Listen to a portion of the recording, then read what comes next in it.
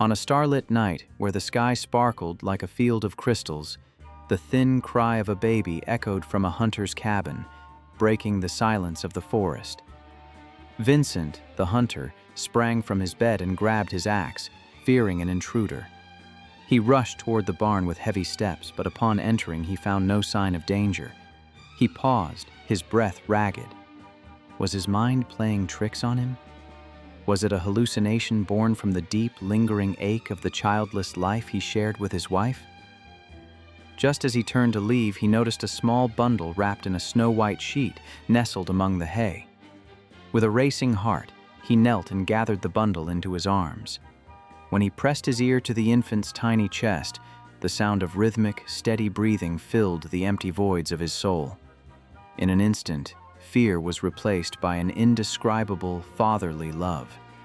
At that moment, his wife appeared at the door, her face etched with worry. "Vincent, what's happening?" she whispered. When she saw the miracle in her husband's arms, her eyes widened in disbelief. What is this?" Vincent replied, as if sealing their destiny in that very moment. "I think he is our son." 12 years had transformed that tiny infant into a curious, spirited boy named Chiron. While his peers played games in the village streets, Chiron's world existed between the pages of an old book titled Tales of the Mages.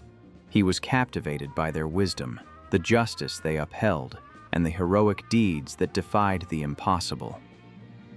One afternoon, Vincent returned from the woods with his axe in hand and picked up Chiron to head home. As they walked, the whispers of the village children reached their ears. "My mom said Chiron isn't actually their son." A sharp pain pierced Vincent's chest. He was deathly afraid that these words would wound his boy. He looked down at Chiron. The boy's face was illuminated by the golden glow of the setting sun, wearing a peaceful, innocent smile.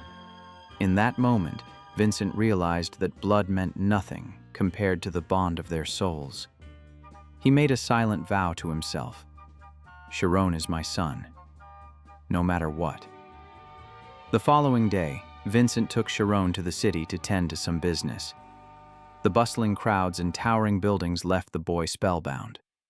While Vincent went about his work, he left Chiron with an old friend who ran a fruit stall. When Chiron asked the old man about magic books, the merchant pointed toward a bookstore further down the street. Leaving his own book as a deposit with the old man, Chiron dashed toward the shop. When the merchant idly flipped through Chiron's book, he froze. The pages were covered in complex formulas and advanced magical theories. However, the welcome at the bookstore was cold. The shopkeeper looked at Chiron's worn clothes and tried to drive him away, calling him filthy. Fortunately, a noble customer entered the shop, distracting the owner. Seizing the opportunity, Chiron grabbed a book. His fingers flew across the pages as he memorized information with lightning speed. Upon leaving, he noticed a man heading into the back alleys with crates full of books. He followed him, only to have his heart broken. The man was dumping the books into the trash. Chiron stood frozen, a devastating doubt taking root in his mind. Is this where my father gets my books from? Still reeling from his discovery, he saw a group of noble children passing by. The sight of their privilege stung him. Driven by a sudden urge to prove he belonged, he tried to enter a restricted area reserved for nobility. He was immediately blocked by guards. Realizing he was about to be caught, he slipped out of his jacket, leaving it in the guard's hands, and vanished into the narrow side streets. Covered in dust and grime, he realized he had lost one of his shoes near a high stone wall. As he leaned against the wall to put his shoe back on, worrying about how he would explain this to his father, he heard voices from the other side. It was a classroom in a magic academy. He pressed his ear to the cold stone, listening intently to the lecture on magical theorems. Suddenly, the voice of the instructor boomed, "You, behind the wall. Would you like to join us?" Chiron froze. His heart felt like it would burst from his chest. He wavered between the urge to run and the desire to reach for his dream, but he knew this chance would only come once in a lifetime.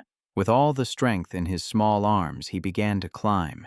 When he reached the top and looked down, the sight, floating lights, glowing wands, and an ancient mystical atmosphere, was breathtaking. The instructor looked up with a wise smile and asked, "Will you join us?" Without a second thought, Sharon leapt from the top of the wall into the garden where his life was about to change forever. Stay tuned for the continuation of this adventure.